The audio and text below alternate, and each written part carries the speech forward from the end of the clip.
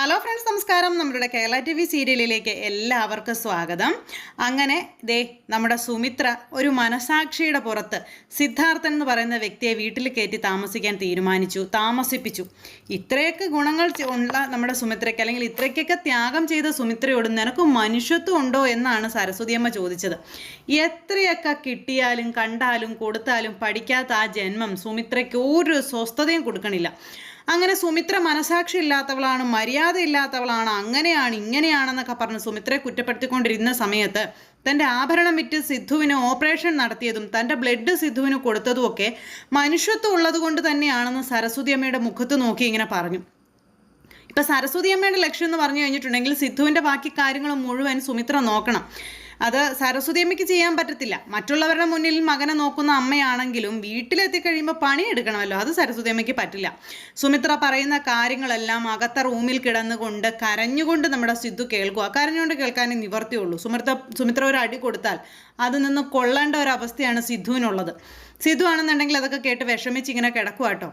അങ്ങനെ കിടന്നുകൊണ്ട് നമ്മുടെ സിദ്ധു ഇന്ന് സുമിത്ര സംസാരിച്ചതിൻ്റെ കാര്യകാരണങ്ങളെ പറ്റി ഒന്ന് ആലോചിച്ചു വർഷങ്ങൾക്ക് മുന്നേ ഉള്ള കാര്യങ്ങളിലേക്ക് പോകുന്നു.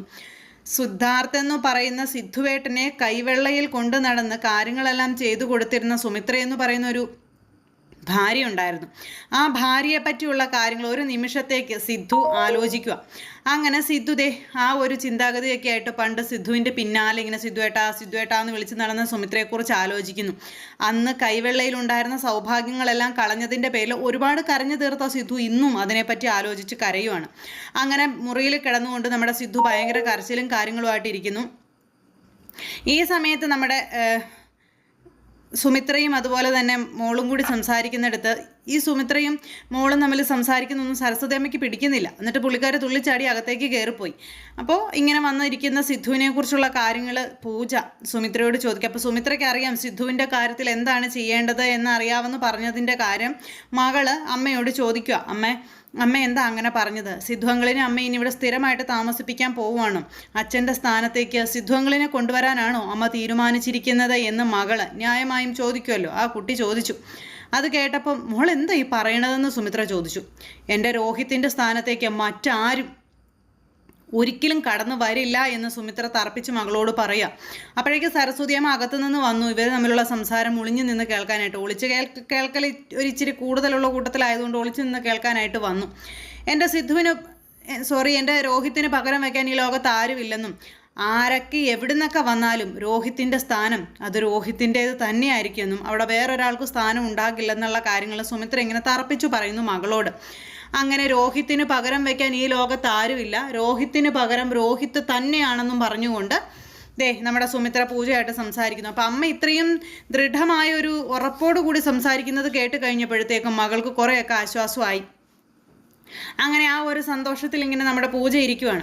ഈ സമയം കുറച്ച് കഴിഞ്ഞപ്പോഴത്തേക്കും പങ്കജ് വീട്ടിലേക്ക് കയറി വന്നിരിക്കാം. പങ്കജ് വീട്ടിലേക്ക് കയറി വന്നതെന്ന് പറഞ്ഞാൽ പൂജയെ കമ്പനിയിലേക്ക് കൊണ്ടുപോകാൻ വേണ്ടിയിട്ടാണ്.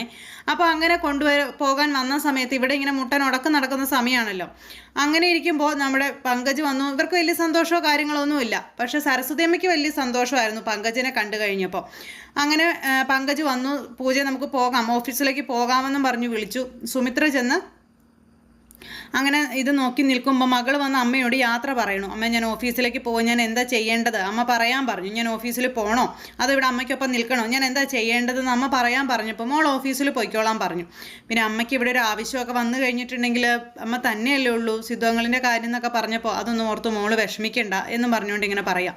അപ്പോൾ അത് കേട്ട് കഴിഞ്ഞപ്പോഴത്തേക്കും നീ എന്തിനാ സുമിത്രേ ഇവളെ ഇതിനകത്തേക്ക് വലിച്ചഴക്കേണ്ട യാതൊരു കാര്യമില്ല, ഇവളും നീയും തമ്മിൽ യാതൊരു ബന്ധമില്ല എന്ന് പറഞ്ഞു. അത് കേട്ടപ്പോഴത്തേക്കും പൂജ ഞെട്ടി. അത് തീരുമാനിക്കുന്നത് അമ്മയാണോ എന്ന് ചോദിച്ചു. അതെ, ഞാൻ തന്നെയാണ്. നീ പ്രസവിച്ച നിനക്ക് 3 മക്കളുണ്ട്. ആ 3 മക്കളാണ് നിന്റെ എല്ലാം. ഇവള് നിനക്ക് ആരുമല്ല. അതുകൊണ്ട് നിൻ്റെതായ ഒരു കാര്യങ്ങളും നീ ഇവളോട് ചോദിക്കേണ്ട ആവശ്യമില്ല എന്നും പറഞ്ഞ് സരസ്വതി അമ്മ അവിടെ കയറി ഇവരെ തമ്മിൽ തല്ലിക്കാനുള്ള പരിപാടികൾ നോക്കുക. അപ്പം സിദ്ധുവിനെ വീട്ടിലേക്ക് കൊണ്ടുവന്നതും ആ കുടുംബം കുട്ടിച്ചോറാക്കാനായിട്ടാണ് സരസ്വതിയമ്മ ശ്രമിക്കുന്നത്. അങ്ങനെ അമ്മയും മകളെയും തമ്മിൽ പിരിക്കാനായിട്ട്. പക്ഷെ അത് വല്ലതും നടക്കുമോ? തള്ളയുടെ വായ അട്ടപ്പിച്ച് കളഞ്ഞു നമ്മുടെ സുമിത്ര. മിണ്ടി പോകരുതെന്ന് പറഞ്ഞു. എൻ്റെ ചെലവിൽ ഈ വീട്ടിൽ ഔദാര്യത്തിൽ കിടക്കുന്ന നിങ്ങൾക്ക് എന്നെ ഭരിക്കാനും എൻ്റെ മകളെ പറയാനും എന്ത് യോഗ്യതയുള്ളതെന്ന് ചോദിച്ചു. മിണ്ടാതെ അടങ്ങി ഒതുങ്ങി ഇവിടെ നിന്നോളണം, മകൻ്റെ കാര്യങ്ങൾ നോക്കിക്കോളണമെന്ന് സുമിത്ര തള്ളയോട് കട്ടായം അങ്ങ് പറഞ്ഞു. ചുമ്മാ ചെന്ന് കോലിട്ട് കുത്തി മേടിച്ചതല്ലേ, അത് വയറ് നിറച്ച് കിട്ടി അങ്ങനെ ഇരിക്കുമോ? ഇതെല്ലാം സിദ്ധു അകത്ത് കിടന്ന് കേട്ടോണ്ടിരിക്കുക. കണ്ണിൻ്റെ ഈ രണ്ട് സൈഡിൽ കൂടെ ഇങ്ങനെ കണ്ണുനീര് വീണുകൊണ്ടും ഇരിപ്പുണ്ട്.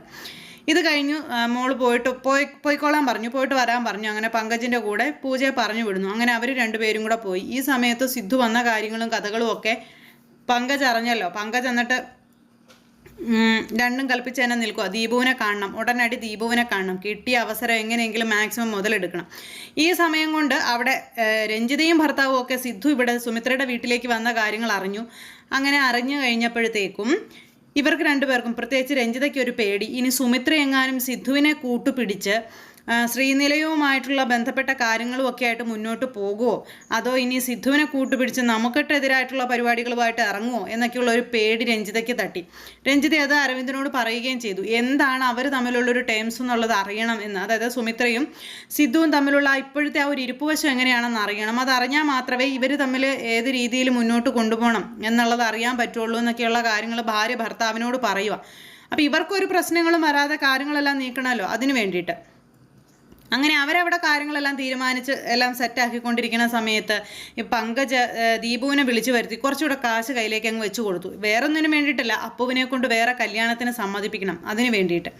അങ്ങനെ അപ്പുവിനെ കൊണ്ട് വേറെ കല്യാണത്തിന് സമ്മതിപ്പിക്കണമെന്നും അതിൻ്റെ ഫുൾ ഉത്തരവാദിത്വം ഞാൻ നിങ്ങൾക്കാണ് തന്നിരിക്കുന്നത്, എന്ത് വില കൊടുത്തിട്ടാണെങ്കിലും അപ്പു മറ്റൊരു വിവാഹത്തിന് തയ്യാറായേ പറ്റൂ, ആ വിവാഹം നടത്തിയേ പറ്റൂ തുടങ്ങിയ കാര്യങ്ങളൊക്കെ ഇങ്ങനെ പറഞ്ഞു.